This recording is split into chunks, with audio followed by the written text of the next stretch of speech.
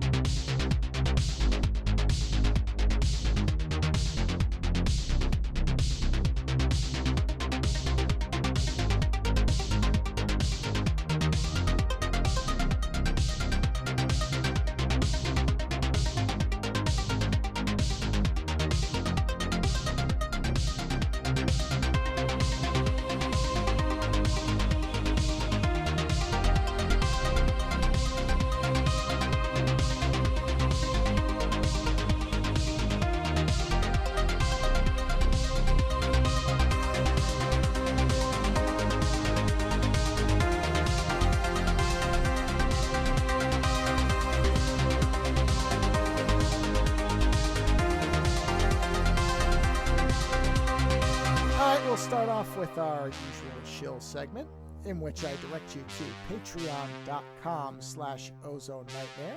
You can donate through Patreon using that address. You can go to the show homepage, and you will see on your right an array of rounded squares, which have several different pictographs within them. One is a PayPal logo that will take you to the PayPal donation link, which amazingly still works, since I have not updated it in over a decade, I'm sure. You will see an image that looks like a short little book with a bookmark that will take you to Lando's Amazon author page. You will see an image of a skull that will take you to my Linktree listing. And at the very bottom is our YouTube channel, where there are a couple of videos worth watching. The rest are basically just the audio version with a static image in the background. And, I did want to mention, okay, now I want to make sure I get the address right, because I always reverse it when I try to do it from memory. I have added a couple of new shirts to my Threadless store that people might actually want to buy. That address is ozoneartfoundry.threadless.com, and you will see that the two newest images... Yeah. The other thing you should say is what keywords will bring it up immediately in Google. Ozone Art Foundry Threadless. There you go. See? There's that too. But not everybody uses Google. So no, I know that, but I'm just saying, giving people that option as well. Well, in general, anytime you hear an address, those words will generally find it in Google. So yeah, either way, it will work. But I have two owl-based Doctor Who shirts that are up there, which are very good, which came out far better than I expected. I was so surprised. I was so like they came out so fun and cute. You know what I mean? Yeah. And I did a Doctor Who logo that's on the back if you get the one with the front and back. I did love the Doctor Hoots thing. Those are really good. Yeah, I was going to originally do the 80s one, but that's just words, so it doesn't really work as well. So I went with the kind of the 70s, 80s one. Because the 80s one, the Fifth Doctor started out with the old logo and then transitioned to the new one, which I far like better as a font, but it doesn't work as well as an image because it's literally just a very 80s looking word mark and there's nothing to it. So those shirts are there, and there's a sale going on, I believe, right now. It's the other reason I wanted to mention it is because the sale runs for a little while. I don't remember exactly how long, but I think it just started. So if you want, you would be able to, it's $15 for shirts. Well, free shipping is over $100. I don't expect you to spend $100 on my shirts, but you can get the tees for $15, which is a good chunk off. They're usually about $23. So unfortunately I can't alter that. I pushed it as far down as possible. But since they print them per order, their prices tend to be a little bit higher. And if you're international, I don't know what to tell you. I'm sorry. I really wish I had a better answer for you, but I still haven't gotten a good international alternative. So, if you like them that much, you can pay a lot to ship them overseas, but I wouldn't. I mean, they're nice. I'm just saying, no design is worth paying more than the shirt to ship. Yeah, but it depends on how badly you want it. I'm not preventing it. Let's put it this way. I didn't put a block on non-U.S. orders. You can absolutely do it. But, I'm just saying. And I will say, too, and I don't generally do self-promotion very much. I think anybody who's listened for a while knows that. But I will say that I ordered magnets of the Dead Media hands, and at the large size, they look pretty good. I mean, they're nice looking magnets, I have to say. So, just another thing. I love magnets. Just to toot my horn. Yeah. I'll probably do a Dead Media mug, too, where I'll put all the hands on it, because it occurred to me that because I'm addicted to mugs, I would buy that, because of course I would. I got a mug that has the, what do you call it? It has a map, a neurological and physiological map of the brain on it. Yeah. And I didn't know I needed that in my life, but Jesus Christ, do I love that. Like, I just sit there and stare at it. I'll be honest, the thing that bugs me the most is that it's very hard to get custom mugs in anything other than basically white with some color. Yes, it's very hard to find a place that gives you black custom mugs, which I would really prefer, especially matte black, which is what I want. Oh, yeah, that's And what's hard. impossible to find, or at least I don't if think anybody I've knows, ever seen like a mass market matte not a black. mass market. You would have to order a minimum of 12. You can get them, but you have to order 12, so it tends to be expensive, and I don't need 12 black mugs of all the same thing. The other thing that nobody seems to offer, unless, again, you're ordering a huge amount, is black matte with a cork bottom, which is the ideal mug, but nobody has that. So Yeah, that's I've given getting up on that specific. dream. Yeah, well, they're really nice. I've held a couple, and and it's usually a corporate thing where they have 100 of them. And, which is ironic because they're the most boring designs, but they're beautiful mugs with a cork bottom. They're fantastic. I mean, Well, that's the thing. You're getting into the area where you have beautiful physical objects of utility, and then you've got beautiful design, and trying to get those two together. Yeah. It's not always easy. No, in fact, you know what I'll do is I'll just link the Threadless store in the show notes. That'll make it really easy for people. That way you don't have to worry about it. But, not a lot of people don't see the show notes, so that's why I mentioned it too. But I will put a link right there about my updated. I'm typing it out right now. Okay, yeah. So that's it as far as the promo stuff. It was funny too because you were saying you're bad at promoting yourself.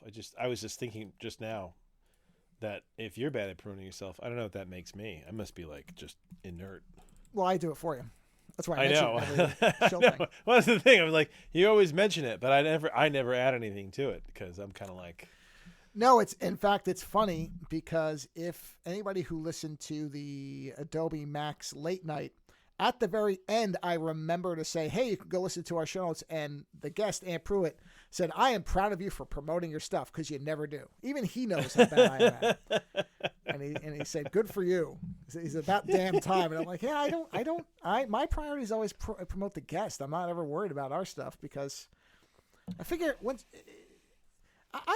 this is half stupid, I know, but I always figure if I find a podcast by any means and I like it, I will then subscribe to it. So it's one of those things where if you got there, me promoting it's not going to keep you there. If it wasn't good, you're gone. Don't be hit over the head with it. Yeah. Right. Yeah. I mean, you're already there. Yeah. I actually have looked at stuff like other shows to buy spots on that I think it will get, but they're really expensive. That's the problem, And it's well, it's because the problem is, and this is a good problem, is that you never built this show with a money-making model, because that's not what you built it. No. And the thing is, like a lot of shows were built on a money-making model that have now long since gone. Whereas you're incidentally. Still here. Yes, I agree. I never did. Two things. One, the Libsyn auto-corrected your first name to Orlandope, which is very funny. I fixed it. Ooh, Orlandope. I often feel like Orlandope. Yeah.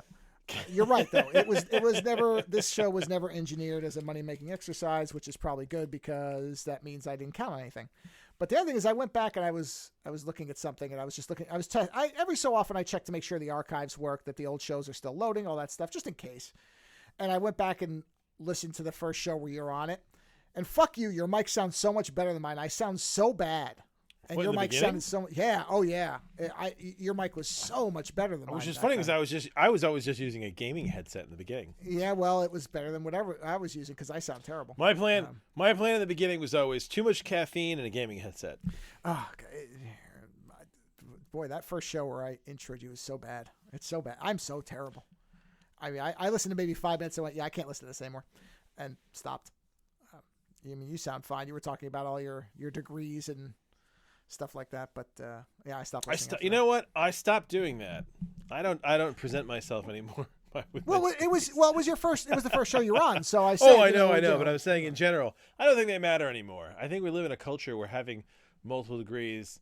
No, it's useless. It's not a good opener. Because I think if anything, our culture is steering in a direction where like you're almost less trusted the more educated you are. Well, okay. In the right crowd. I was going to say, I have a hunch that most of the people Plus, who listen to our show would not have that reaction. It's weird to present your credentials at this point. Like, I kind of just show up and I'm like, I'm here, I'm good. It's like, if you don't know that there's something going on behind the eyes, then that's fine. I'm glad you can just treat me like a fool.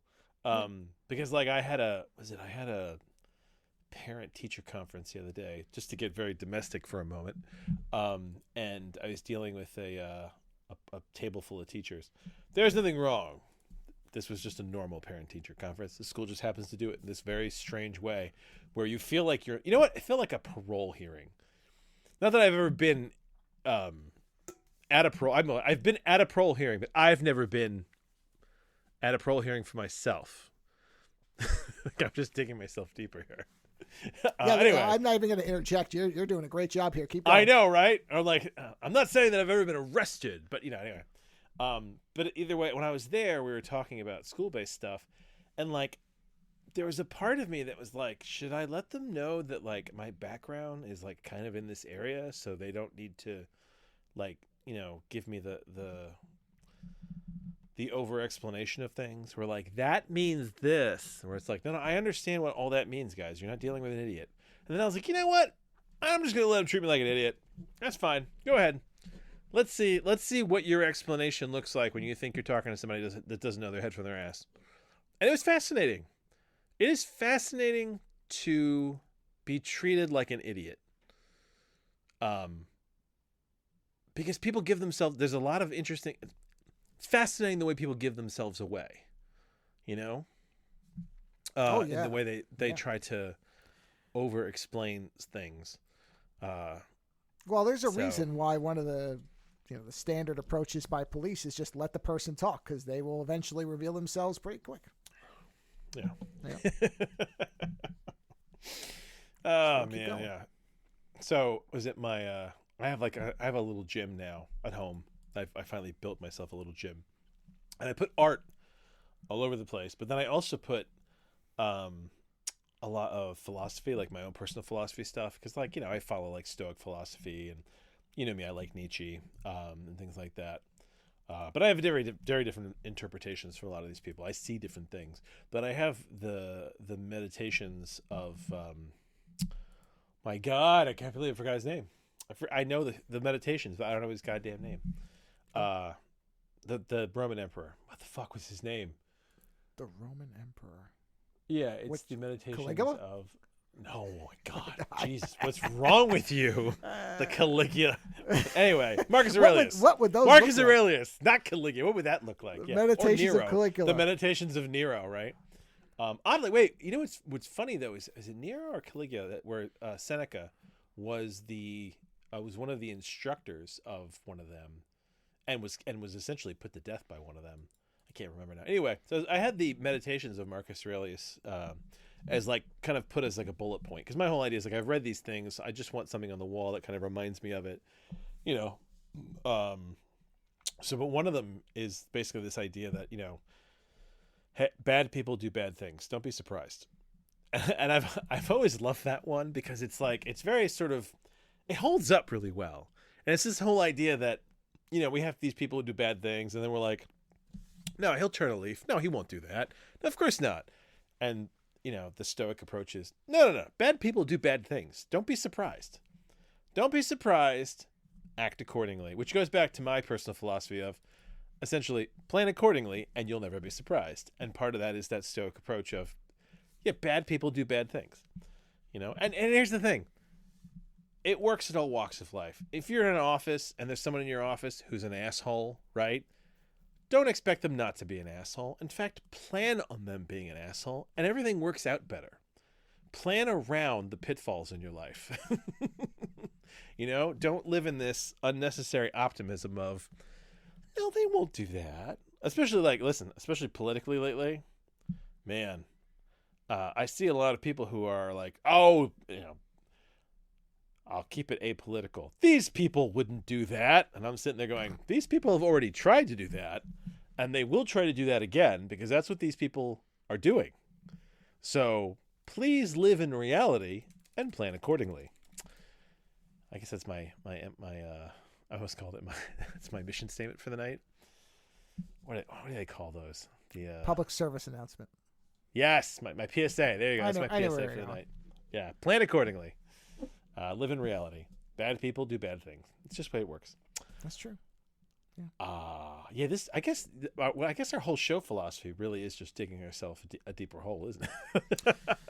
Well, I mean, it has been at times. Yeah. I want to talk about thievery tonight because most of you don't understand how amazing my co-host is. He is. I know what we're talking hold about. on. He is a thing to behold. Right? Now, most of the time, I know what he's going to get up to. Most of the time, I've got the road map pretty good. But every now and then, he takes it to a new level that makes me laugh my fucking ass off. And that's what I want to talk about tonight. Because the other night, Joe and I were playing our favorite game currently, Baldur's Gate 3. And Joe has gotten into a habit of trying to rob people, right? Expertly, to just get away with it. Just steal something and walk away. And the thing is that because you're not technically a thief, you're a hunter, your sleight of hand is high, but it's not like super high. It's not as high as another individual in the game. Yeah. So we were playing one night, and I told Joe about a suit of armor, which is like one of the most expensive items I have ever seen in the game. Like expensive, like many times more expensive than anything else I've seen in the game.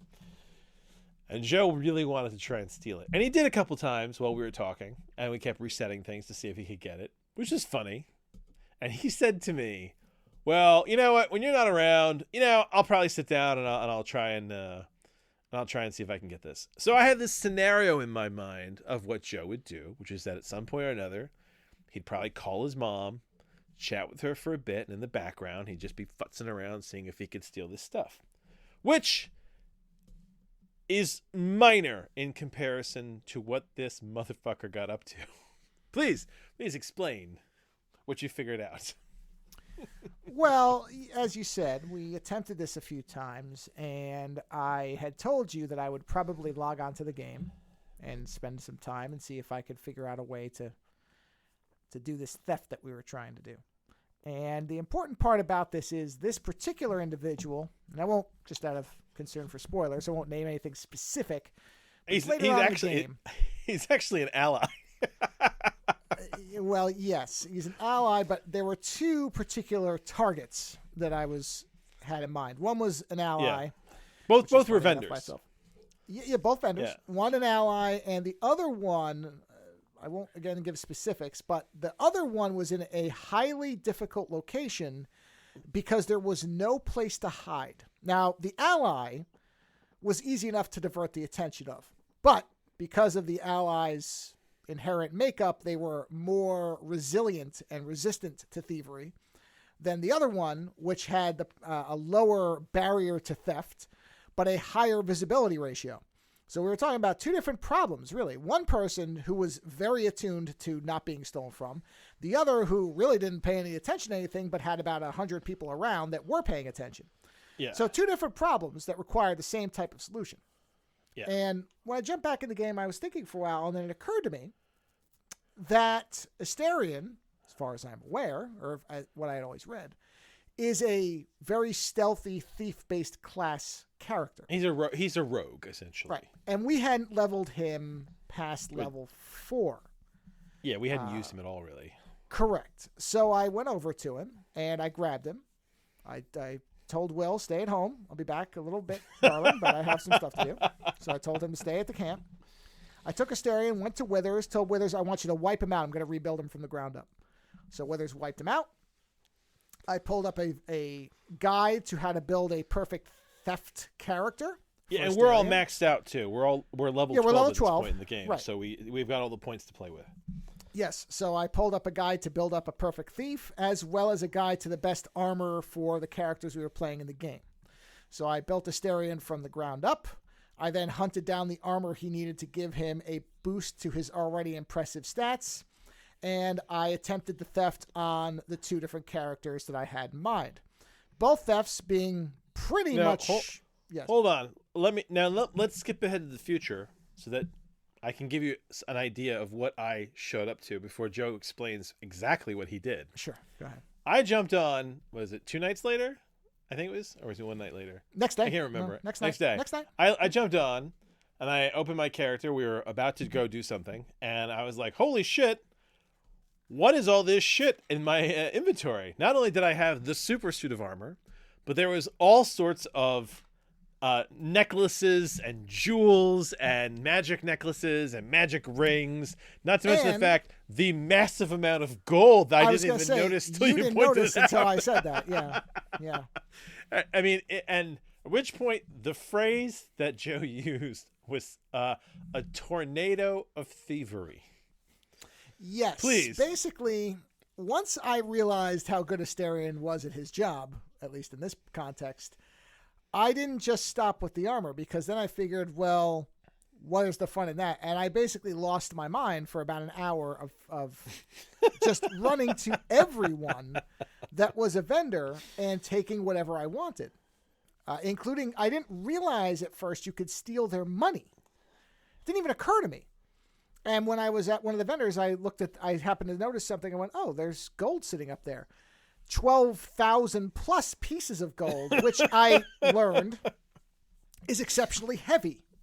So after I stole it, I had to very slowly slink out of the building. Nothing suspicious about a person walking out with giant bulging pockets that are jingling with gold. A giant pale elf. Just hunched over. Like yeah, because I that's what I did. Don't mind me. Because this is the thing, is as soon as I would steal things, I would send them to myself, because I knew I was going to ditch Asterion for Will again, so I didn't want to forget anything on his person. So, yes, at one point, we went and, Asterion, really, I was just a distractor, so I would talk to the people, and then he would basically crouch behind them and basically tear their pants off with everything in them and run away. It does say something about this game's storytelling ability that we refer to these characters as separate people, like we weren't controlling them. Oh yeah, that they have defined personalities enough. Even actually, what's really weird is when you start to establish the personality to the character you're playing, as if it's not your character. Do you know what I mean? Like, it's not just you, because you and I have our characters have personalities. I was trying to explain this to my wife, because she was like, are you guys going to play this game right away after you finish? And I was like, no. I think we need some space, because if we go back in right away, there's a tendency to try to lean back towards the narrative of the characters you've already created. We have to put space between who these people were before we come back and try it again. Well, I've already made, I didn't tell you this because we haven't spoken since I came across this. I had this idea occur to me. The next time we play... Yeah. I am still going to create a custom character, but I will be playing as a sidekick to whoever I am maining. So I will be playing whatever character I pick, and I don't know who it will be. It might be Gale. I may play Gale. As a sidekick to your... No, as the main. Gale will be the main, and I will be his sidekick. And so my goal will be whoever I am picking, I will be a stock character. I will be maining a stock character. And I will make all decisions based on what that stock character's personality is. And that may lead some weird places, but I'm going to go with that. And then I will try to be the Jiminy Cricket character to that person, saying, wait a minute, I don't know if this is the right idea. But I'm going to, I don't know how that's going to work, but I made that decision is I'm going to pick a established character to play, and then I will be the sidekick. I'm contemplating playing as the ugliest bard. I want to make an orc, a hideous orc. And you could do the same thing. And then hold on, and then basically make them like a bard with a really high charisma. I want to break the Sure, game. sure. I want to walk into a room and be hideous and have all these people be like, "Hey, how you doing, sexy?" You know, like I really want to break the mechanic. I don't think you can. I think this game, outside of certain things, there are certain things I think that you No, because the there's no way charisma. around. No, the charisma will be really high, but when you visually look at me, you'll be like, "I wouldn't fuck that." Oh, no. But I meant like if you blow Yeah. up the Lazel's town, you can't talk your way out of annihilating all our people. You know what I mean? You're not going to talk your way out of that. Or maybe you can. I don't know. Maybe you can. I don't know. You know what? I'm kind of curious because I have read some interesting things about what bards can get up to. They seem to be the ultimate bullshit artists. Well, if you could talk Shadowheart to sticking around after the decisions we made, then you will have accomplished something. You know. Well, we'll still need a healer. Test. Yeah. Yeah. But yeah. So I logged in and Joe had done yes. all this stuff, and I was just laughing because And- I knew and- he was going to do it. I just didn't realize he was going to take it to this absolute extreme. Where what did you say at one point the guards were like running around the city? Yes, I'm sorry. I cut off my own story. So what happened was at one point, after I had robbed, I think, somebody that I actually like in the game, but I took everything she had. I mean, everything. She had nothing left, including money. I could not have sold her own stuff back to her because she had no money because I stole all that too. She had nothing. I emptied her out because she didn't have a large amount of inventory, and I figured, well, if I'm here, I'm just taking it all. Yeah, okay. I won't spoil it. I won't say who it was, but yeah, it's somebody that we encountered a few times. And anyway, as we're walking out, I come down the stairs and we stop and I save. And 2 seconds later, I see what looked like 12 to 16 guards running up the stairs to where I was. And when I relayed this story later to Lando, I said, yes, we've got reports that there's been a tornado of thievery that has hit the city. And we can't figure out where where the ground zero of it is, but it seems to be moving, you know? And that was... Yeah. Oh, man. Yeah, and that's the thing is I love a game that can provide that level of comedy that's unintentional. That it's not game created. You know what I mean? Like, oh no, and what was instructive about it is it reminds me why I don't go to casinos, because the way I was behaving about thieving has to be the same as somebody who's like, well, I can roll it one more time. I can win just one a more little time. more. Because I was doing that. I was in my head. I'm like, okay, I'm going to find somebody else. I'm just going to steal 2 more things, just 2 more things. And I'm like, no, I did it. Like, why not take 2 more? I'm here. I'll just take 2 more. And it really was, one of those things where I'm like, yeah, there's something in my brain that it's better that I don't drink and I don't gamble and I don't do drugs, because my brain would latch onto something and it would never get free of it. So it's the game reinforced, I think, what my already kind of intuitive idea of what my possible problems could be by giving me license to do something really terrible. And I just went crazy with it for a while.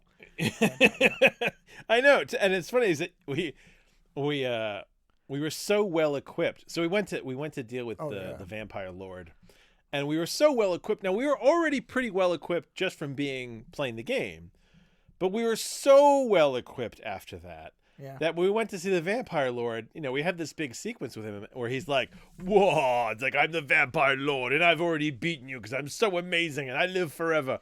And we killed him so easy. I thought that there was like a catch. Like, he went down so fast that I was kind of sitting there going, he's going to pop out now, right? He's going to pop out. He's going to be a big monster or this or that. And instead it was like, no, he's sleeping in his tomb and you just stab him and that's the end of it. And like, compared to fighting Raphael, that was like a big strategic fight where we really had to think about what we were doing. Killing this vampire lord was hilarious. Especially when... man, it's so funny. There's there's this weapon in the game called Nathaniel's Light that I was on the fence about us taking it just because, but then when we realized that the Gith Yankee were going to kill us anyway, it was kind of like, well, fuck them in their temple. And we took it, which levels their temple. And it is like a mobile sun.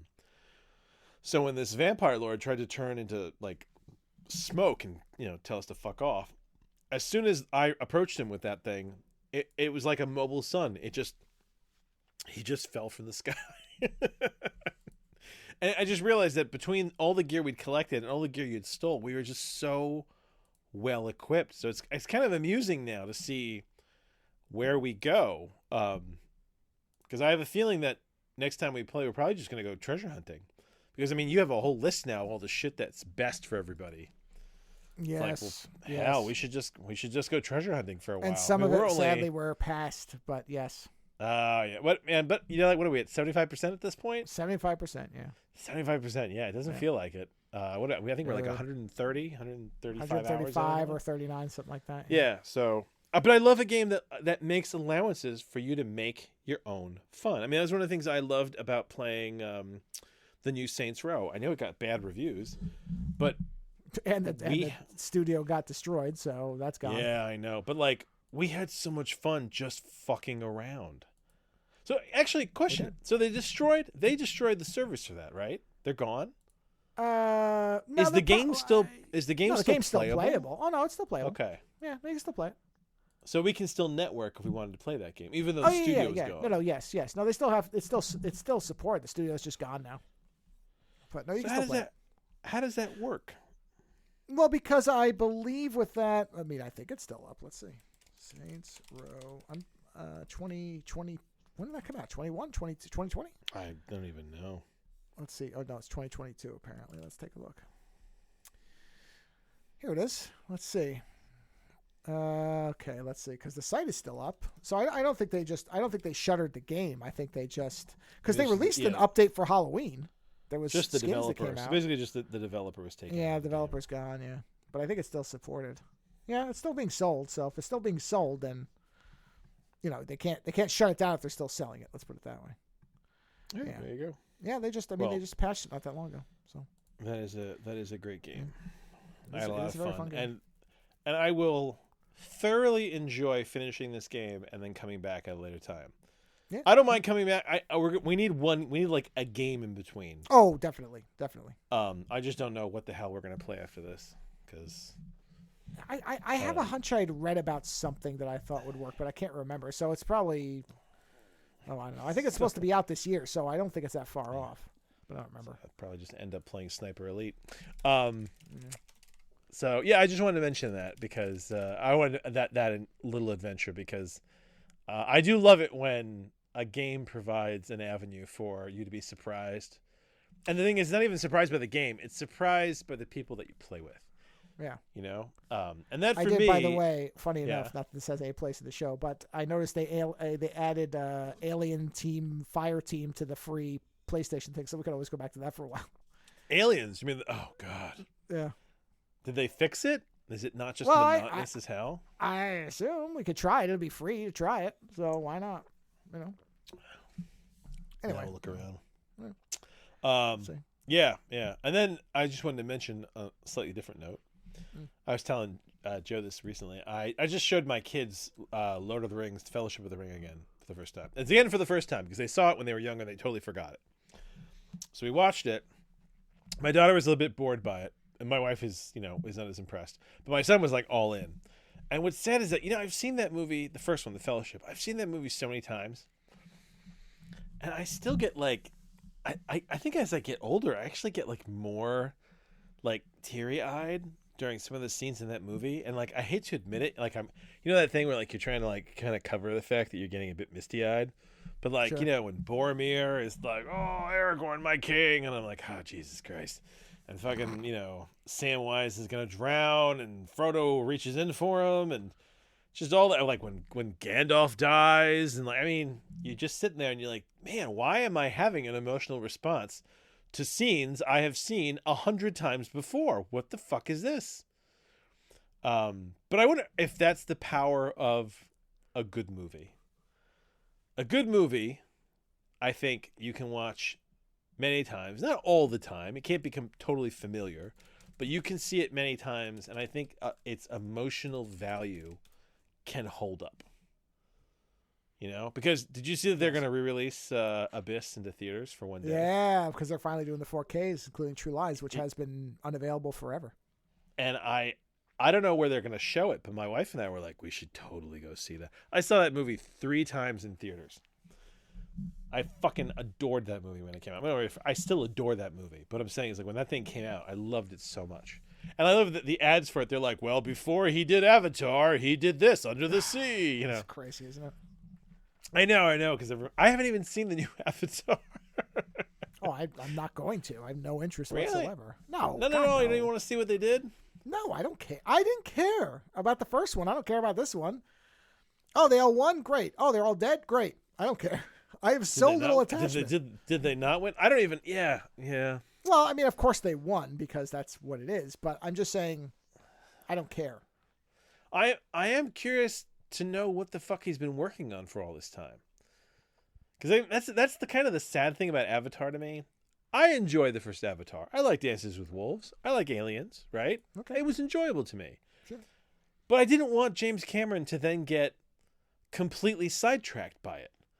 Because I feel like there's so many other original concepts that he could have done. Instead, he did deep sea travel. He did deep sea travel, and then he did Avatar for like years. I mean, how long did it take for that sequel to come out? I don't know, a long time. Yeah, it's like, they want to do more of them, and I'm kind of sitting there going, no, James Cameron. Yeah, he's talking about 4 or 5 of them, so that's where he is. Yeah, and it's like, yeah, I want you to do other stuff. You're a great director. Can we do some other movies? I think that's where his interest in. I think that much like George Lucas. Yeah, I think for him it's the tech. He wants that. He wants that perfect kind of immersion of effects. He wants to be the person who is remembered for being a Jurassic Park level person. I really think that's what it is. He wants the movie to come out and for the entire world to be shocked by the level of achievement in what he's done. He's very, very egotistical. I mean, that's not even a secret. He's a very, but here's the thing. Person. I don't think you get leaps and bounds like that without some level of ego involved. No, but I mean? I'm not saying that as a positive or negative. I'm saying that's why I don't think he has any. I think his tunnel vision is within achieving that within the Avatar. Yeah, so you think the tunnel vision is what gives you Avatar 4, 5, and 6. Correct. The tunnel vision is also what gave you Terminator 2. You know what I mean? Yeah, so. I mean, and to some degree, it's understandable because he's got that universe locked down. He created it. He's completely associated with it. It is his Star Wars. So the way that you do something like that is you have to have total control. What? Yeah, it's funny. My brain never put that together. That's so funny that Avatar is his Star Wars. It is. Yeah. No, you're right. That makes total fucking sense. Yeah. That's what everybody's chasing. Everybody's chasing that. Everybody wants Star Wars. Everyone wants a trilogy. Everybody wants their name to be associated with a series of movies the way that Star Wars is. Well, I'm not going to say, all right, not everybody, but there are many filmmakers who you can see want to make their version of Star Wars. Not saying science fiction, opera, whatever, but that want to have their names go down for a series of films. Whether it's Indiana Jones or it's Star Wars or Godfather, anything. That's what that's what a lot of the people of that type are chasing. Peter Jackson, Lord of the Rings. Right? I mean, he didn't write them. Absolutely, of course. But he made them. And what's funny is that watching Fellowship, even though I know all the tricks he did, and I know all the funny things he did, like his tendency to have really close-ups on faces because it makes he doesn't have to do the surroundings that much, right? Right. Yeah. It's still so head and shoulders above the Rings of Power series. I mean, head and shoulders above it. Yeah.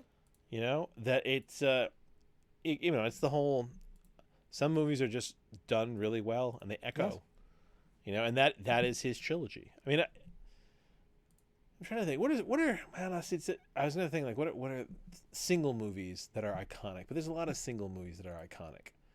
It's, no, you can't go by trilogies. The trilogies are, the trilogies are hard. It's hard to hold that up. It's like the Batman trilogy, Nolan's Batman trilogy. I love the first two, but you know what? The third one's gotten really weak over time. And what's sad is that there's parts of the third one that I really like, but there's a lot of that movie that just drags on me. Somebody did I know there was a fan edit that makes a lot of sense to me where I think they cut the first one in half and the last one in half and then leave the second one almost completely intact. And that makes a lot of sense to me. I think the second one for me is one of the most perfect Batman movies.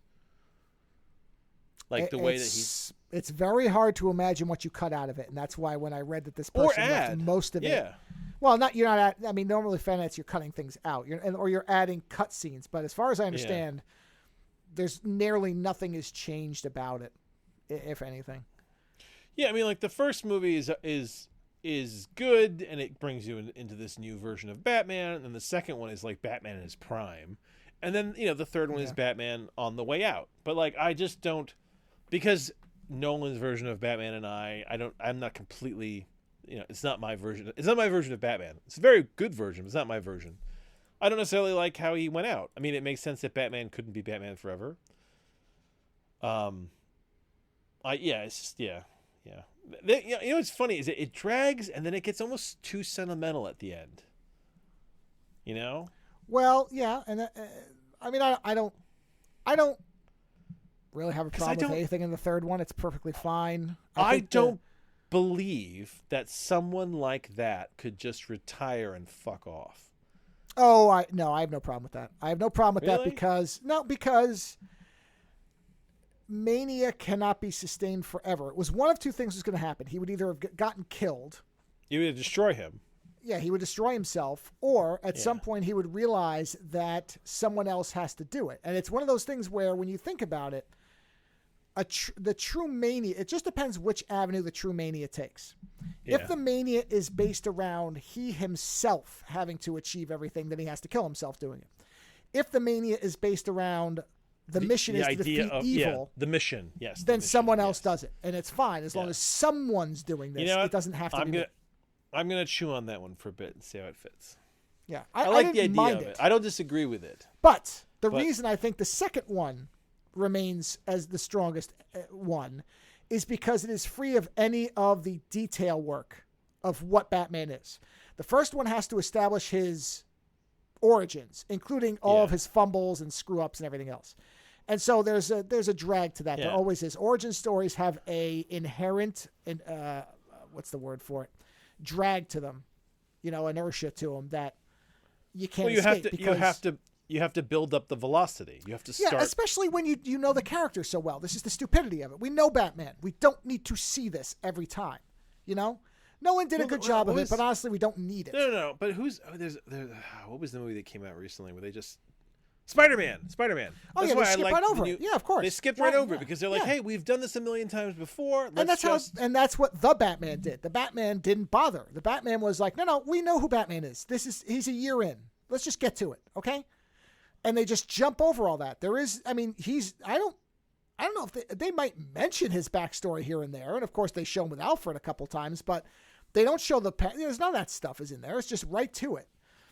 So the second one is the strongest because it is, okay, this is Batman in his prime, and we are going to make his complete counterpart and a second counterpart. So they've basically they're showing the complete extreme of an anti-Batman. And, Nolan's got that thing about trying to keep things grounded. So they had to have a more, laid back version of the counterpart, which was the Harvey Dent one. It's interesting because the more I think about it, because a lot of people put that theory about how the Joker is like an ex-soldier or something like that because of the way he reacts. And I like the idea that the Joker is a hero broken. And then the Harvey Dent is a hero divided. Because he's... Well, yeah, that's what I'm saying. Good and bad. That's what makes it great is that Batman is fighting two extreme versions of himself. Yeah. And that's why it works so well. There is no real tethering. And then the third one, of course, has to get into, well, this can't go on forever. No. Which is sort of a... I've always liked the idea that Batman's bullshit doesn't work on Bane because Bane has it worse. Bane is as much what Batman is, but it's taken to a darker extreme. Yes. So it's like Batman's theatricality is fucking bullshit when Bane shows up. It's cute. Well, and the third movie also suffers from the biggest problem with Nolan's approach, which is, well, if you're going to ground it in reality, then this individual is going to be falling to pieces really quick. And so while that is... Oh, yeah. I'll remind people of the book, Being Batman. It's a great book to read. Especially if you want to know how the human body falls apart, but it's all about what being Batman would actually do to somebody's body and how long you could maintain it. And I'm pretty sure that book said that someone could only really be Batman for 5 to 6 years before it just devastated their body. Yeah, absolutely, of course. Yeah, and that's what the third movie is. So the problem is you have a Batman movie where Batman's barely in it for most of it. Well, so, and that's the thing. When the Flash movie has Michael Keaton flying around, I'm like, okay, this is comic book Batman. We're good. Oh, yeah. Exactly. So yeah, that's why I think the second one holds up so much better, is because it is the least concerned with the grounding of Batman. Yes, it's still grounded, but it is also saying, okay, let's just assume that this is Batman where there is no physical penalty, really. And the villains can be about as extreme as a realistic version can be.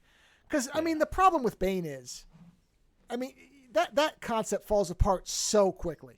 When you because he's basically a luchador. He's a luchador with drugs. Well, forget that. I mean, as soon as he came into the city and collapsed the what do you call it, the football field? Yeah. Okay, the mayor of Gotham is calling the president saying, rocket this guy with a plane. Just blow him up. He's not superhuman. Just blow him up. Yeah. So there's no way. I mean, that's what I'm saying is the first one, the drag is that we have to establish him. And this third one, the drag is, okay, this is, past it now. Everyone wants to make Bane, right? Because Bane is one of the big villains in Batman. But the problem is, it's very hard to make Bane work out of the context of Batman. Because the whole thing is that Nightfall was essentially Bane realizing that he could very easily overload Batman by blowing up Arkham. And then waiting for Batman to run himself into the ground and then catching him right at the end and saying like, ha, there's no way you can beat me. You're exhausted, right? You can't. And the problem is they did that in the first movie. The first Batman is when the fear gas is everywhere and basically everybody's free. So they used up the Bane. There was just no supervillains. Yeah. Actually, I never realized that. You're right. They did use the Bane model for Nightfall. Yeah, that's basically Nightfall. So... yeah, then Bane could... so he did... Yeah, so Nolan kind of fucked himself on that. Well, probably because... See, you learn something new every day. Deep down, I don't believe Nolan ever intended to do 3 movies. I don't think so. Think he did either. I think he intended the second movie to be the end. It's set up to be an ending of the idea of Batman as the myth, kind of the Dark Knight idea, where he's underground, where he's not in the light anymore. It's such a great way... Yeah. Well, if that had been the end of it... Yeah, if that had been the end of it, it would have been fine. Nobody would really complain. They'd say, wow, what a masterful way to end Batman. Let's go back to Batman Returns with Michael Keaton, right? They only made the 2, and at the end of Batman Returns, you know that Michael Keaton is going to stay Batman for as long as he can. Right. You know that Catwoman is perhaps out there. Yep. And it's life is going to go on. Batman is Batman, and this is what's going to happen. And like it's kind of melancholy in that that Batman's alone, but at the same time, like it's left in the positive note that life goes on. Yeah. And there's no third one. I'm glad there's no third Tim Burton Batman. Yes. That's what I mean. So I think that's honestly the only way within. I remember thinking this very soon after seeing the third one, which again I like Dark Knight Rises. I don't think it's a bad movie. I just think that the problem is the way to do that. I remember, and I don't think we ever talked about it on the show, but I had this thought because what occurred to me was the only way to do Bane well in the third movie, where it doesn't again fall apart under the least bit of scrutiny. Yeah, and the thing though, so I do like Tom Hardy as Bane. No, I love the character. Yeah. I think he's great. I have no problem. I just wish they'd done different things with him in the movie. I have no issues with the movie. The weakness is that, again, they used the Nightfall card up in the first one, which is great. That's the thing, is you could see it was very effective. It worked really well. It just worked in service of the Scarecrow and the fear gas as opposed to weakening Batman so Bane could get to him. That's the problem, is it just doesn't... The way to do Bane was to do Kraven's Last Hunt with him, where Bane's idea of supremacy was just to take Batman out of the equation and then not take over the city, but just basically be uncontested and run things. But the whole thing where he's, giving speeches and now he's taking over, that just, it gets weaker the longer it goes on, because you start to really think about it for a minute. You're like, wait, no. And then, I don't mind the sentimental ending. And then I don't like the bat plane. Yeah, the bat plane. Oh, the yeah, the bat hovercraft thing. Yeah, it's that's what I mean about once you get to a certain point in that movie, you're going, okay, it's probably about time we wrap this trilogy up. Huh, fellas? How about it? I know, but that's the problem, because the more comic booky Batman gets, the more Batman just becomes, I've got the bat jet. You know what I mean? Like it's international at that point. Only because Nolan doesn't want it to be. Nolan is trying to keep it grounded. Whereas in Tim Burton's thing, it got more ridiculous and it got better. Yeah, outside of Danny DeVito, I just that was having him in dirty diapers or dirty pajamas the whole movie was not a good decision. It just was not. Really I do like Tim Burton. I still like that he's around and he's doing his thing. I've been watching the Wednesday series with the kids, and but he's only producing that. He's not. No, he directed a few of them. Yeah, but not the whole. He didn't do the whole series. That's what I'm saying. There was some restraint there. But he had a lot of control over how it was made, and I like that they've essentially taken the Addams world and turned it into like Harry Potter, right? I think it's amusing how they did that, because it actually really fits pretty well. While I find it very well done, I don't like his version of Gomez and Morticia Addams. I find it amusing. It works well with what they're doing with the story. It works well for the show. But I don't think I'm ever going to get over Raul Julia as Gomez. Well, no, I mean, or Angelica Houston. No, the problem is they did the definitive version of that outside of the TV show. Yeah. And the thing is, the TV show versions are so different that it's fine. They coexist very well. And it's good. It's good that they made them so different because, like you said, now they can coexist. Right. But it's just like, Raul Julia was so good.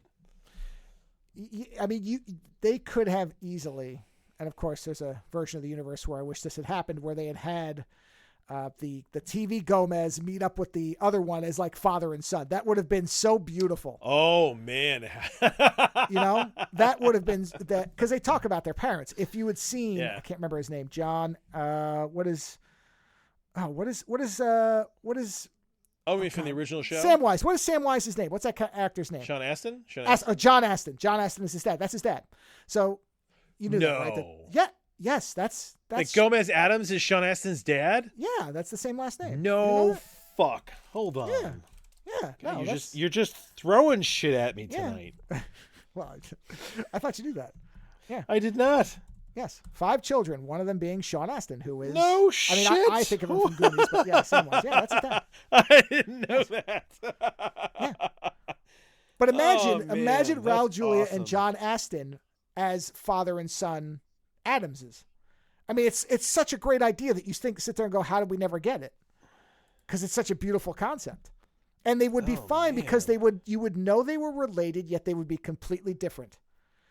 And yet the connection would be there. Oh yeah. No, I think that's the smartest thing is, and it really, when you think about that, it's amazing that they were able to make those characters distinctly the same, yet completely different. It's one of the rare times.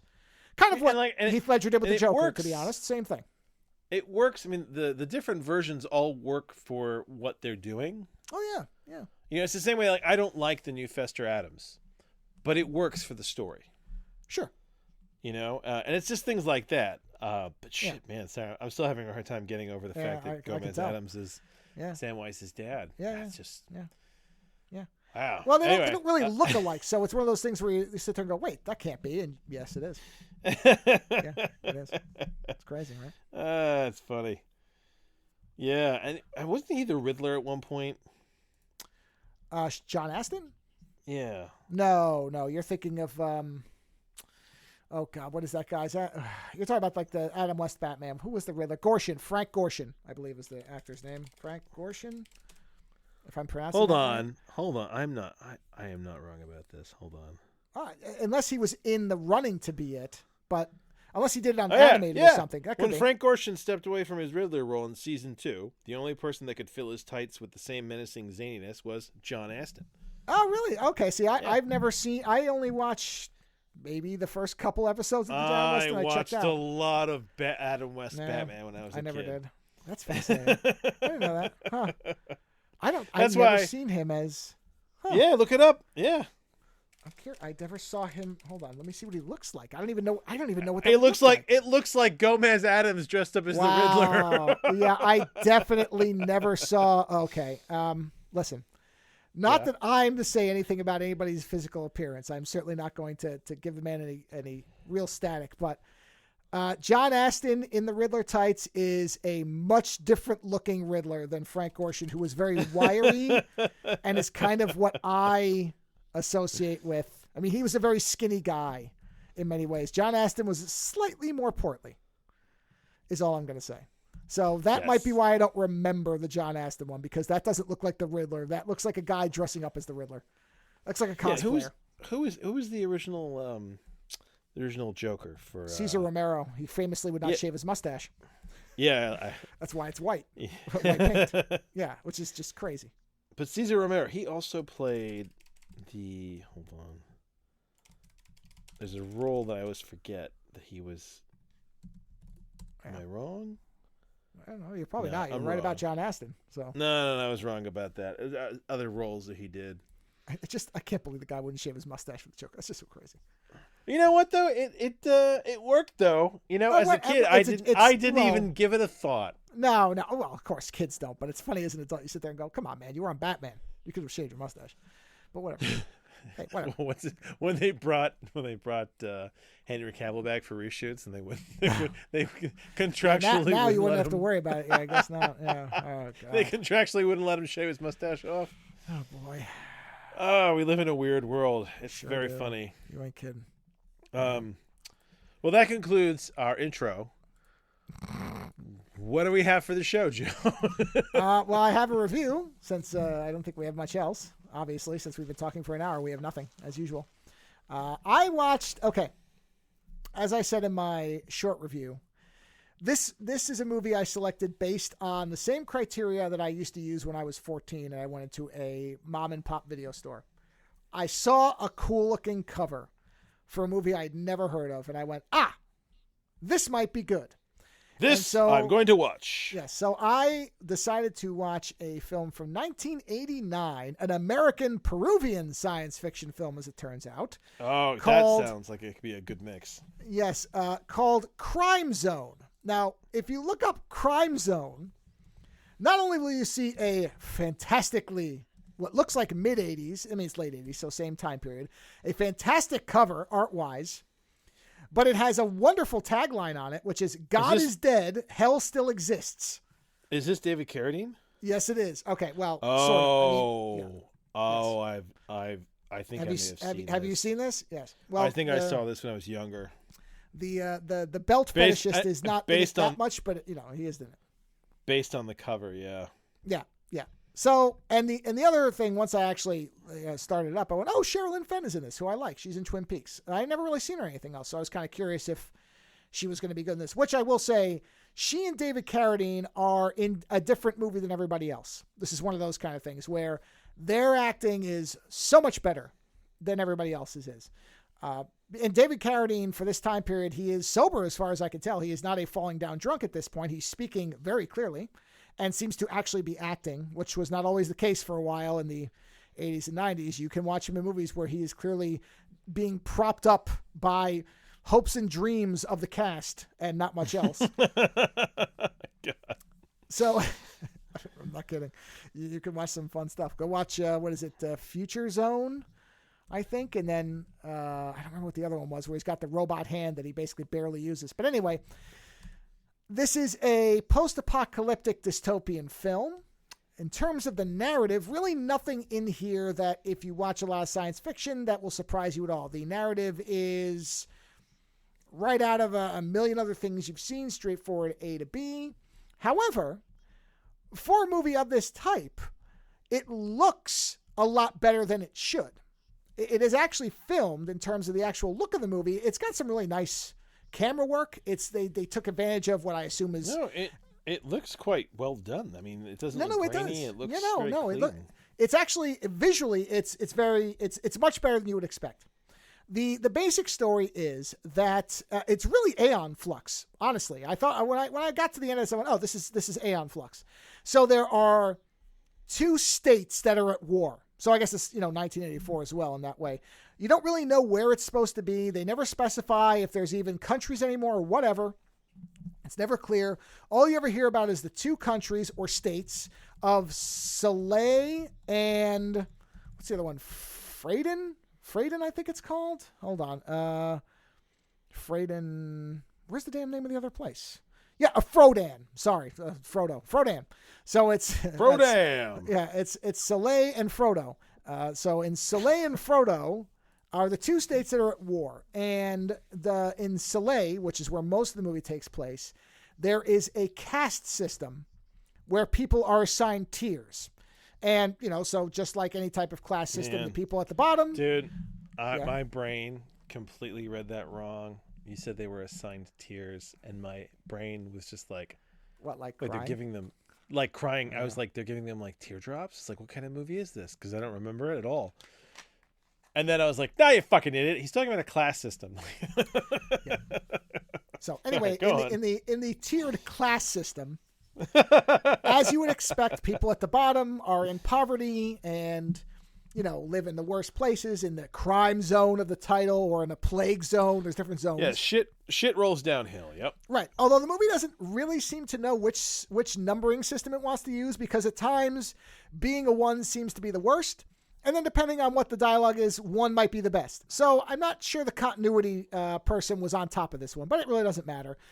We start off the movie and we are introduced to an individual named Bone, B-O-N-E, great name for a character, who is a security guard at a cryogenics facility where the rich get to basically extend their lives in between walking around and lording over everybody else, apparently. I'm not really clear on what the cryogenics system does. Although by the end of the movie, we're basically shown that it's all a sham anyway, so who cares?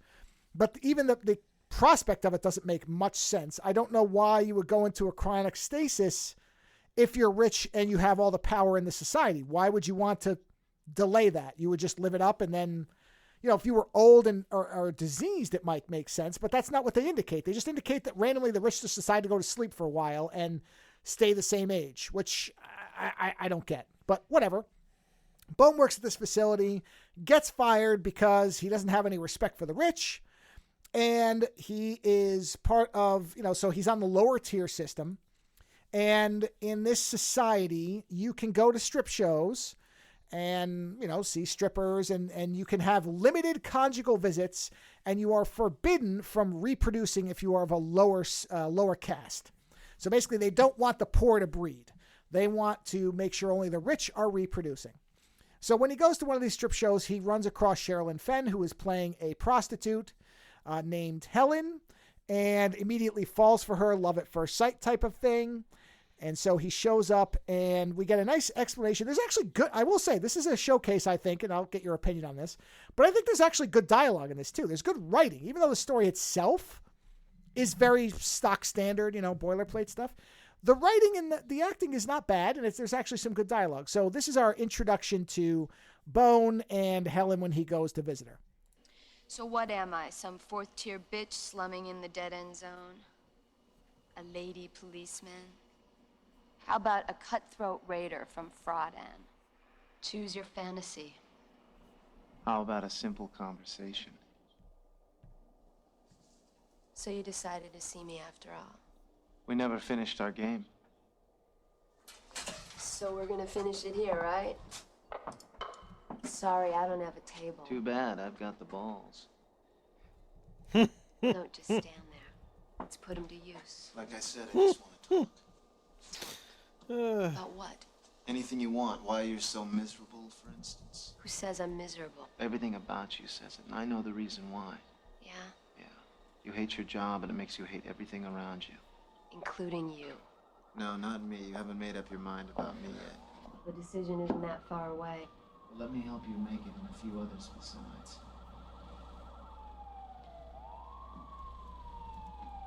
Quit this place. Right, I'm supposed to just throw away the one chance I've got. Chance for what? Second tier? You have to kiss ass to get second tier, and you refuse to kiss ass. You're wrong. I kiss ass 10 times a day and a lot worse. And it gets you nothing. That's what I've been learning. That's what you're going to learn. The state put me here. Those are the rules. Then break the rules. I want to know you, Helen. Not this room, not these costumes, or this 15-minute time limit. I want to know you. So they fall in love Okay, because... hold on. Yes. This dialogue does not, it shouldn't be where it is. This sounds like dialogue from a much headier movie. Well, that's what I'm saying is Like, it's, yes. You know, it's, I was listening to it, and it almost sounded like it was coming, like, it sounded familiar. The writing sounded familiar. The dialogue, like, I'm trying to figure out if I've seen another movie by this writer that actually there's a nailed it. Screenplay, but I don't know who the... Like, let's like, see, hold on. Let me look. I'm trying to, like... Who's the writer? Daryl Haney. Yeah, Haney wrote... I looked her up, but it doesn't seem like she's got much... No, I don't... Nothing here really... Lady Chatterley. I know. Okay. Extra 3. Holy crap. Extra 3? Oh, this person wrote a lot of Emmanuel movies. Let's... I know, but, Friday the 13th, nothing... A New Blood. Yeah, nothing... But nothing high end. Like, this well, is very... Listen. No, It's I know, not... but that... I know, but that dialogue is, like, better than a B-movie dialogue. Well, let's just say that it's always possible somebody was cribbing a better story. So who knows? Who knows? But this is what I'm saying is there's actually that's what I'm saying is because I mean, if you played that for me, you know, if you played that dialogue for me, right, I would think that was actually not a bad movie. Right. Well, I will be clear. It's not a bad movie. It's better than it should be. Got it. Now, don't get me wrong. I'm about to play you. I'm about to play you a clip. You're going to balance it out now for me. Oh, okay. So basically they decide to try to, you know, they're going to live together in secret sin, you know, kind of because you're not supposed to be in love and to have other people. I don't think you're supposed to even have relationships from what I can tell. So they're doing this covert relationship. And so there's a point where they're walking along in the street and they run across the state police, the military police, whatever, who start accosting them and suspect them of sleeping together. And, you know, they deny it, but, you know, then they leave and the cops are suspicious. So they go back to Bone's apartment. Ironically, I guess to Bone later. So that's his character's name. This is what I'm saying. So there's ups and downs. Yes, I know. Oh, wait, just wait. And at which point the power cuts out and Helen seems to think it's just because they periodically lose power. But Bone is suspicious that maybe they were followed. So he hides her. At which point a female officer busts the door in, walks in, and basically says, I suspect that woman is here. Now, before I play this, I have to set this up properly. I play this for my wife as well because she had to hear this or had to see the scene. This actor, she is playing this dialogue completely straight. So I think that the reason that this is going to straight, and that's why, and it's absurd, isn't it? Well, part of it is literally the dialogue, which you'll hear in a minute. And the other is the accent, which is not this person's fault. So I don't want to be like making fun of somebody's accent, but the accent accentuates. But that's exactly what we're going to do. Okay. Well, it amplifies what is already dialogue that is, I will never get rid of this clip. Okay. And she's about to try to demand proof that there is a woman in the apartment. I'm just going to play this with no further comment. I bet that woman is here. I'm sure you're still horny, subgrade. Show me your dick. Come on, show me your dick. Okay. Okay. No. I know what you're hearing. So apparently many of the extras for this movie came from the Peruvian film school, I think acting school, right? Yeah, sure. Yeah, what you're hearing is someone with very little practice trying to assume not a Spanish accent. Right, and probably, and for all I know, Yeah. this is why I want to be very And careful the about second, my laughter. because the second she starts yelling, "Show me your dick," I was like, "Oh man!" It's like, yeah, I can. This is somebody desperately trying to not be Spanish, and possibly they doesn't understand what they're saying. Maybe it may have been phonetically told what to say. I don't know. That'd be terrible if it was a phonetic. It happens a lot. So I'm not trying to make fun of the accent. Yeah. It's the dialogue, even if it was said by somebody with perfect enunciation. I know it's giving that person that dialogue. It's enhancing what is already comedic. After we just heard dialogue that, as you said, sounds it's very much good. higher. Yeah. And then within 4 minutes of that scene, I would say, you get "Show me your dick." Come on, show me your dick. Show me your dick. I was crying when this thing played. I had to stop the movie, and my stomach was killing me. I was laughing because I didn't. Where do you expect this after you just got this scene where the guy's like, "No, I just want to know you. I want us to be. I want to know you. Show me your dick. I want to know what you really are." I didn't capture the audio, but later Sherilyn Fenn makes fun of that dialogue. She repeats it as a joke where she's holding like a toy gun on him. So even the movie acknowledges later. Maybe they knew, and so they filmed that scene like, we have to make fun of this. Oh, man. Whatever.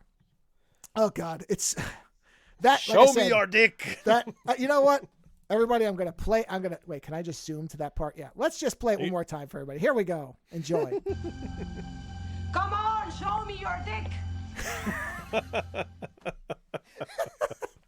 I mean, why would you not keep that clip forever? Honestly, it's a multifaceted line. I'll give you that. God! I mean, it's just. I mean, you can use it in good ways. You can use it in bad ways. You know. Show me your dick. It would almost be the show title, except I try to keep them work safe. Okay, which is good. And again, the next clip I'm going to play is a good. This is what I'm saying is the rest of it is good. That's just such a standout. I mean, in fact, one of the reviews actually I think just says "Show me your dick" all in caps. But anyway, dun dun dun dun dun dun dun. Show me your dick. Right. So anyway, they get into a relationship together, and they're out in public at times. So obviously their visibility is not the biggest deal in the world, but they are. They basically have no money, and they both are basically out of jobs now because they both quit. And so they rob a supermarket for a small amount of money. And when they do it, you see David Carradine is watching them and, observing them, meets up with them and makes them an offer to try to get them Is he out gonna show him of his dick? No, he's not going to show him his. No, not that kind of offer. No, he shows them his belt and says, "I assume you know what to do with this." But no, he basically comes to them with an offer that will get them out of Soleil. I'm going to play the clip right now. Sorry, I should have said that. Here it comes. Tell me, what do you see? A hospital. That's what I see too. That's what everybody sees. But that's not what it is. There are no sick people in that building. Only records. What do you mean? Official records. Highly sensitive material. And something I want, but I can't get. Your job will be to get it for me. Isn't that called robbery? That's right. That's exactly what it's called. And the thing I'll give you in return is called money. And the thing you want us to get, what's that called? A disc. A tiny little disc with lots of valuable information on it. Show me your disc. No, but so basically he gets them to break into this. He sounds wasted. No, he's got a cigar in his mouth. So okay. no. Well, I'm just when saying, you hear him later, when you hear him later, he sounds crystal clear. He's got a cigar. Okay. Which I don't know why they let him talk with the cigar. I mean, maybe it's supposed to be more natural, but it doesn't sound good. But in any event, Bone is immediately suspicious, does not like this offer, does not like Carradine's character, but understands that they basically have no options. They're going to be stealing anyway, so why not steal from somebody who's promising them a large reward? And Helen is more eager because she just wants the money to try to get out. She just wants to try to at one point, I think she says, how much of a life are we going to have? Let's be able to enjoy it as much as possible. So Bone, though, is never on board with what's going on here. So they pull off the robbery, and he is correct. It is a front. It is actually not a hospital. There are no sick people. They steal the records. They get out. They go back to Jason, deliver it. He gives them the money, and then basically says, well, you could buy your way out of Soleil, or I can help you get out of here. So do you want to maybe do another job for me? And Bone is kind of like, no, let's not do it. But Helen, he reluctantly agrees. Helen seems more eager. So they go ahead and they then rob a bank, and the bank robbery goes bad. And so they become basically the criminal public enemies #1. And so they go back to Jason, who's Carradine's character. And he's like, well, I need you to do one more thing for me, and then I'll get you out. Now, of course, at this point, they're both at like, okay, no, he's just fucking with us now. We're not going to ever get out. He's stringing us along. I mean, he did give them money, but this idea that he's going to get them out is not going to happen, right? So they basically go on the run, and they end up in the plague zone, which is a place where, they've been told that everybody is sick because Frodan bombed the city or the state, I guess. They never really specify, but I'll say state because that's what everything else refers to it as. So they bombed the state, and they basically destroyed this area, and so you have to be very careful. You'll get sick. You can't stay there for long. And they get basically cornered by Jason and the cops, and they realize that Jason is working with the police. They manage to get the drop on him and basically say, okay, you're obviously working with Soleil, so why were you pretending that you weren't? And then we get the first explanation of what's going on from Carradine's character, which is this. Hello, Bone. Helen. I can see you two have decided to change plans. Get into the room. Come on. So you're one of them, aren't you? Well, not really, Bone. It's just my job, that's all. Go on. We're listening. I'm a recruiting officer. Recruiting what? Criminals. All right, cut the horse shit. Let's hear it. There are no criminals in Soleil, Bone. And I mean there aren't any at all. Except the ones that I recruit. You're just my latest models, that's all.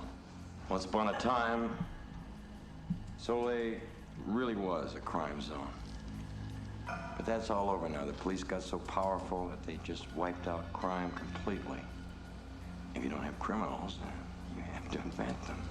And I gotta say, you guys are doing a remarkable job. Oh, fuck you, Jason! Right, so what we've found out is that, in fact, there really is no crime, that what he does is he creates criminals. It sounds like a cyberpunk dystopian storyline. And that's what it is. But I'm saying is, it's. I'm not saying it's bad. All I was saying was the narrative is very familiar. Like the beats of this thing are very, very familiar to anybody who's read a lot of this stuff. It's not bad. It's just not doing anything, I think, particularly new if you've seen a lot of these movies. But it's certainly not bad. And like I said, the dialogue is good at times. The visuals are good and everything else. So essentially after this, they manage to escape, and they know somebody who is a helicopter pilot. So they get the idea that, okay, if we can break into a military facility and get a helicopter, then this guy, who is clearly the whole time is on their side, this is not a double cross type of thing, then he will bring us out. He's an older guy, and he remembers, back when it wasn't like this, and he wants to go to Frodam where everybody's free. And he's like, well, if we can get you a chopper, can you fly us out? And he's like, yes, we can get out if you can get the chopper.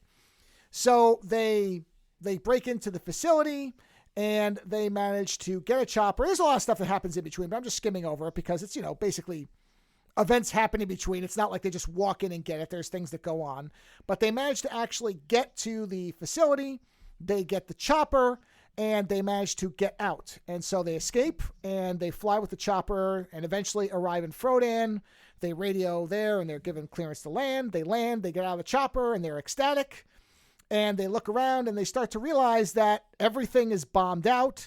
There are skeletons everywhere. All the aircraft on the place that they landed looks like it's been dead for years. Like everything is wiped out. It looks like it is destroyed. So it's a wasteland.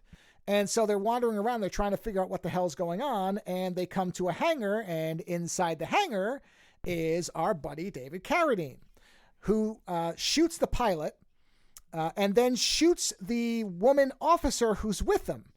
And so Helen and Bone and Jason are staying there. And they're like, what the fuck are you doing? And we get the actual explanation of what's really going on, which is this. Thank you, Bone. For what? For killing my colleague here. That's what I'm going to say when I get back to Soleil. That Helen and Bone have killed yet another policeman. You know, I really did want you to escape. I was sincere about that. I really admire the two of you. Really, I do. But if I told you the entire truth, you just would have given up. It's all right here. Remember this? Everything's on it. How Soleil destroyed Frodon maybe 20 years ago. Tells all about the radiation. Or I guess I should call it the plague, shouldn't I? Funny thing about radiation, it just won't stay where you put it. One little gust of wind, and you've got yourself a serious health problem. I don't believe it. You can believe it. Soleil would completely fall apart without its crime, its war. Too much depends on it. The army, the police, the entire economy. And your personal economy. Well, yes, for the moment. But I don't know how much longer that's going to last. I know too much.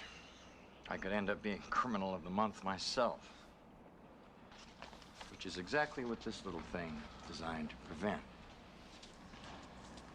So I'll tell you what I'm going to say when I get back. We landed in Frodon. There was a nasty gun battle in which you killed my colleague here. And then somehow you got away. I'm also going to tell him this, that you're much more valuable to us alive. After all, there's always the threat that Helen and Bone might come back. And that's the best reason I can possibly think of for that inflated military budget. Don't you agree? Well, you're on your own, kids.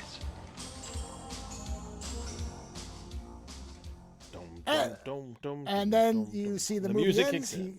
The movie kicks in. The music kicks in. He leaves, and you see the two of them kind of walking along what looks like the ocean, and then the credits roll. So you really don't know. Oh, so they're left to die of radiation? No, the radiation moved. That's what he said. So the plague zone Oh, so that they it's not said there anymore. Yeah, so in Soleil, where the plague zone was, that's where the radiation ended up, and that's why that's the place where you can't stay there longer, you get sick. They said it was because of a sickness. What it was, in fact, was the radiation, but they couldn't say that because then they'd have to concede that they'd won the war. And they need the war to keep going because then everybody thinks that they need the army. So, no, the plague zone, so the radiation is gone. Honestly, it almost feels like a Philip K. Dick story.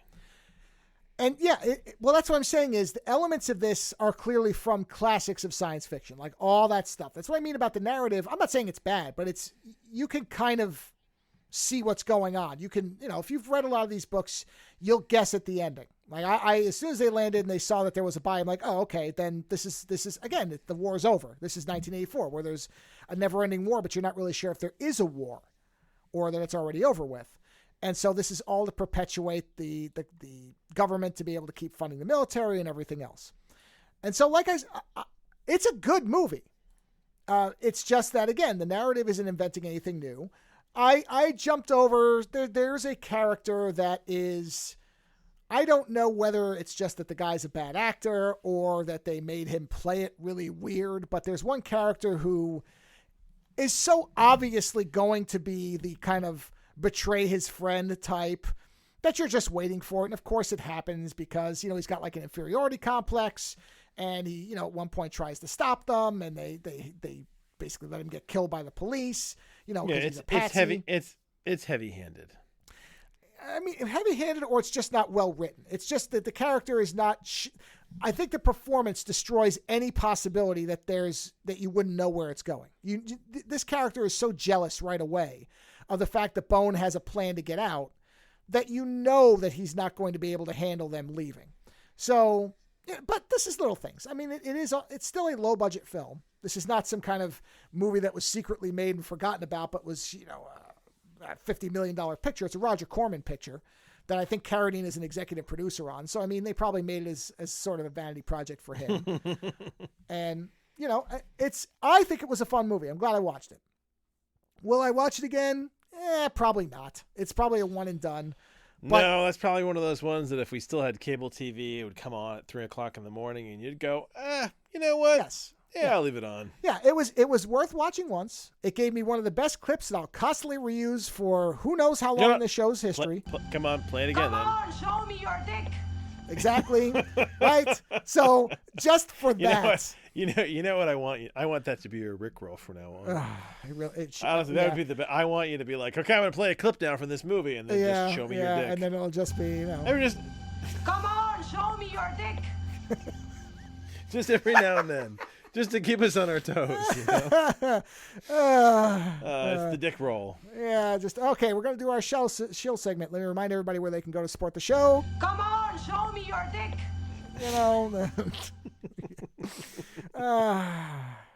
Yeah. Children. So We're a bunch of children. I said, we are, and so if nothing else, the fact that clip was delivered completely unknown, since I didn't know anything about the movie, I had no setup for that happening, and to be right after a very serious scene that, as you said, the dialogue feels like it's more elevated than the material would lead you to think, and then to go right to "show me your dick" after that is just, it's almost Mel Brooks type of comedic setup and payoff, but it isn't. It's like I said, it's being played straightforward, and the idea of it is, I get it. I think she's supposed to be, do you have an erection? Because I didn't let the clip go because that's such a great. She says right after that. That makes no fucking sense. Because you get erections for fucking everything these days. I know, but she says right after that. I cut it off because you can't go anywhere better than after "show me your dick" being screamed. She then says when he unzips his fly, "Is that your normal size?" And he says yes, and then she leaves. So I didn't clip that, but that's, I guess, what the idea of it. But you're right; it makes no sense. Is that your normal size? No, normally it's much bigger. Right. I mean, that's what my responsibility was like. No, you scared me, and when I get scared, I shrink. So no. This is a third of the normal size. Are you kidding? Normally it looks like one of those things, those water sausages that you squeeze. But imagine it 4 times the size. So yeah, Crime Zone is. I didn't look to see where I watched it on YouTube at a very good quality, but I believe it's. Oh, yeah, you can watch it with, okay, if you want to watch it without ads, it's on YouTube in its entirety in like 4 different channels because nobody cares. It is also on Tubi and Freevee with ads. But honestly, the quality that I watched on YouTube was really good. So watch it wherever you want is the long and short of it. But I would say if you're into these kind of movies, it is worth watching once. I'm not going to tell you that it's some kind of secret gem. I'm not going to buy it. I don't need to own it. But I'm glad I watched it, if for no other reason than for "show me your dick." But I also do think that it works as a low-budget version of a dystopian, like you said, a cyberpunk film. It's filmed almost entirely at night. I think except for Frodan, it is all at night, I'm pretty sure, now that I think about it. There's a lot of really good use of smoke machines, good lighting. They take advantage of some really interesting locations. There's one tunnel sequence where I don't know what the building could have been, but it's this really weird, it looks like, again, there's times where it looks like Aeon Flux. I kept thinking of Aeon Flux. And there is a lot of that in here. So I would say it's worth watching. Like I said, for some people, it might be something you'd want to pick up and actually revisit as part of a kind of a low-budget sci-fi block or something like that. But it's definitely worth watching once, especially because you can watch it for free. And, yeah, it's a fun movie. It's not a great movie, but it's also not... I mean, when I go into something that I've never heard of with David Carradine, I really don't know what I'm going to get. So I was pleasantly surprised that it wasn't, I'm not going to say he wasn't drinking on the production, right? I don't know. I wasn't there, but I'm not going to go out on a limb, but I'm not going to guarantee that he was sober the whole time, but I have seen him in movies where he is far worse, where he is visibly running on fumes. And this is not this. They're you heard the dialogue. You can hear when he's got the cigar, but he's certainly not terrible. And the guy playing Bone is all right. I didn't know him from anything. I looked up his credits. I didn't recognize the name. He somewhat looked vaguely familiar, but I think he's one of those guys who just looks like guys. He seems to have like kind of one volume where he's just like angry yelling. So yeah, and it is mostly that through the movie. So maybe that's why I don't really know him for anything else. Sherilyn Fenn is good. She's playing her character very well. So like I said, fun movie. But if you had to pay $20 for it, I'd say, you better be sure. But as it is, as a movie you can watch either on YouTube for free or through a couple of different services with ads. Again, if you like these kinds of movies, it is a better than you would expect entry. Is this a good double feature with Cyborg? Not Cyborg, Nemesis. Ooh, yeah, do Nemesis second. Because there's the action sequences in Nemesis are way better than anything in this. This is honestly, would you go Crime Zone, Nemesis, Cyborg? Ooh, that's a good question. I would. You end it. Oh, then you end it with Cyborg 2. Ooh. Well, no. If we're talking about those 4 movies, I would do Crime Zone, the 2 Cyborgs, and then Nemesis. Nemesis would always be the strong finisher. Nemesis is better than Cyborg. Well, there you go. You have a fun, like kind of low budget sci-fi cyberpunk dystopian movie block but to watch. Cyborg 2 is actually a pretty good analog for this because Cyborg 2, what a lot of people know is, that's the one that Angelina Jolie is in. And in this one, the reason when Jack Palance pops out as like Robot Man, I mean, okay, but that's a good analog for this because you have David Carradine as the scummy, guy who actually doesn't turn out to be as scummy as you think. And then Sherilyn Fenn is the equivalent for Angelina Jolie, where it's like, oh, okay, I know her. And, is she actually any good in this? Because this is not a movie I ever knew she was in. It was just an accident. So, yeah, so this is about on par with Cyborg 2. Cyborg 2 probably had more money than this, so I think it's a little bit better looking. But they're pretty close. So that would actually be a good kind of, if you want a double feature in terms of quality, this and Cyborg 2 are fairly close together, whereas Nemesis and the first Cyborg are a definite step up from those 2 movies. So that's the best way to think of it. But yes, that's a good 4-movie feature. Crime Zone, Cyborg 2, Nemesis. That's how I would rank, because I think Nemesis is the best out of all those 4. So yeah, that's a good way to bring it up. So there's if you want to have your weekend of sci-fi fun, that's not a bad 4-movie set. I could actually see that working very, very well. And that's all I have for you. I'm sorry I can't beat Show Me Your Dick this week. And is that going to be your closing line from now on? I'm sorry. I just can't beat Show Me Your Dick. It's going to be. Can I beat? Come on, show me your dick. I don't know that I can. I don't know that I can beat that. What's that? Man, what's that movie? Oh, it's a soundbite from a movie that is in there where it's a woman and she's saying like, what did you do with his head or something like that? Oh yeah, what is that? Yeah, I know what you mean. You know what I mean. Yeah, or the equivalent of Mortal Kombat, Annihilation or whatever, where she's like, you will die. I mean, there's lots of look.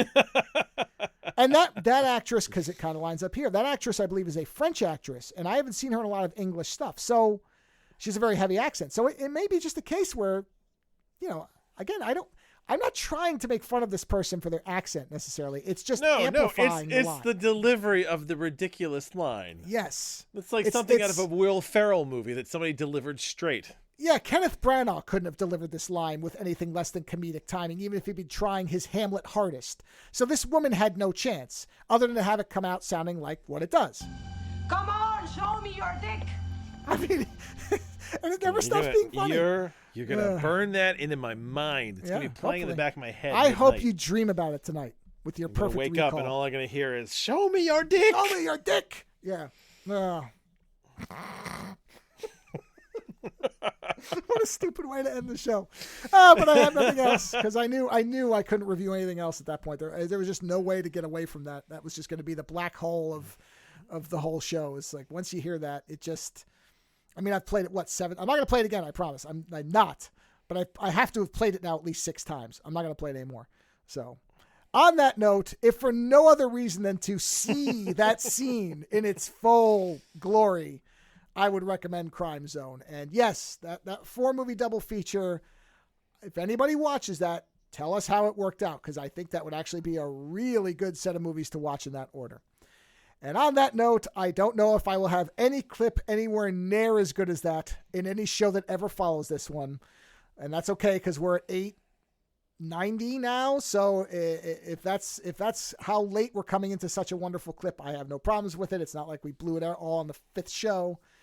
But we'll see. We'll see what we can do for the next show. But until then, I'm not going to say it. It's right there, but I'm not going to do it, and I'm not going to play it. In whatever way you want, enjoy your weekend, and we'll talk to you again next week. Visit OzoneNightmare.com to subscribe to new episodes, browse through our back catalog, or to find links to support the show. Follow @OzoneNightmare on Twitter for the latest episode postings and other show information. If 280 characters just isn't enough, you can always email us, theozonenightmare@gmail.com. The opening theme for the show is provided by Heartbeat Hero. The closing theme is provided by Ogre. Please visit and support these artists using the links in the show notes for each episode.